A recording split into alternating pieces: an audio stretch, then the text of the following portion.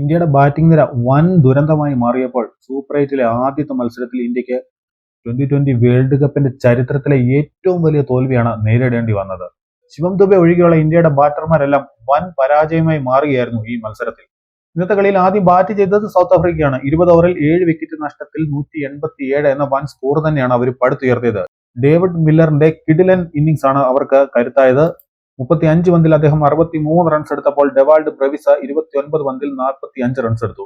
Kristen stumps 24 പന്തിൽ 44 റൺസും എടുത്തു. വേറെ ആരും തന്നെ ഇവരുടെ നിരയിൽ രണ്ടക്കം കണ്ടില്ല. വെടിക്കെട്ട് തുടക്കമാണ് ഇന്ത്യക്ക് വേണ്ടി ബൗളർമാർ നൽകിയത്. ഏഡൻ മാർക്രം 4, വീകോക്ക് 6, റിയാൻ റിക്കിൾട്ടൺ 7 എന്നിവരെല്ലാം കൂടാരം കയറുമ്പോൾ വെറും 20 റൺസ് മാത്രമാണ് സൗത്ത് ആഫ്രിക്കയുടെ ഇന്നിംഗ്സിൽ ഉണ്ടായിരുന്നത്. പിന്നീടാണ് ബാക്കിയുള്ളവർ ചേർന്ന് ഒരു മികച്ച ഇന്നിംഗ്സിലൂടെ അവരെ 187ലേക്ക് എത്തിച്ചത്. ഇന്ത്യക്ക് വേണ്ടി ജസ്പ്രീത് ബുംറ ഇന്ന് കിടിലൻ ബൗളിംഗ് ആണ് നടത്തിയത്. 4 ഓവറിൽ 15 റൺസ് മാത്രം വഴങ്ങി അദ്ദേഹം 3 വിക്കറ്റുകൾ വീഴ്ത്തി.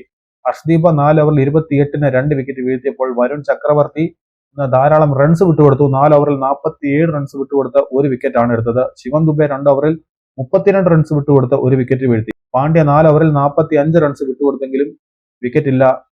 വാഷിംഗ്ടൺ സുന്ദർ 2 ഓവറിൽ 17 റൺസ് വിട്ടുകൊടുത്തു, വിക്കറ്റ് ഇല്ല. വാഷിംഗ്ടൺ സുന്ദറിനെയൊക്കെ എന്തിനാണോ ഇന്ന് പ്ലേയിങ് 11-ൽ ഇറക്കിയെന്ന് പോലും അറിയത്തില്ല. നന്നായി കളിച്ചുകൊണ്ടിരുന്ന അക്സർ പട്ടേലിനെ മാറ്റിയിട്ടാണ് വാഷിംഗ്ടൺ സുന്ദറിനെ ഇന്ന് 11-ൽ കളിക്കാൻ ഇറക്കിയത്. മറുപടി ബാറ്റിംഗിൽ എങ്ങനെയാണോ സൗത്ത് ആഫ്രിക്ക തകർന്നത് അതിലും ഭീകരമായിരുന്നു ഇന്ത്യയുടെ തകർച്ച. കഴിഞ്ഞ കളിയിലെല്ലാം അഭിഷേക് ശർമ്മയാണ് ഡെക്കായിട്ട് പുറത്തായതെങ്കിൽ ഇന്നത്തെ മത്സരത്തിൽ അതിന് അവസരം കിട്ടിയത് ഇഷാൻ കിഷനാണ്. വെറും 4 പന്തിൽ റണ്ണൊന്നും എടുക്കാതെ കിഷൻ മടങ്ങി. അഭിഷേക് ശർമ്മ ഒരു സിക്സോടെയൊക്കെ തുടങ്ങിയെങ്കിലും 12 പന്തിൽ തട്ടിയും മുട്ടിയും 15 റൺസ് എടുത്ത് മടങ്ങി. തിലക് വർമ്മ ടീം മാനേജ്മെന്റിന്റെ നിർദ്ദേശത്തിനനുസരിച്ച് കളിക്കുന്ന തിലക് വർമ്മ 2 പന്തിൽ ഒറ്റ റൺസ് എടുത്ത് മടങ്ങിയപ്പോൾ ക്യാപ്റ്റൻ സൂര്യകുമാർ യാദവിന്റെ സമ്പാദ്യം 22 പന്തിൽ 18 റൺസ് ആയിരുന്നു.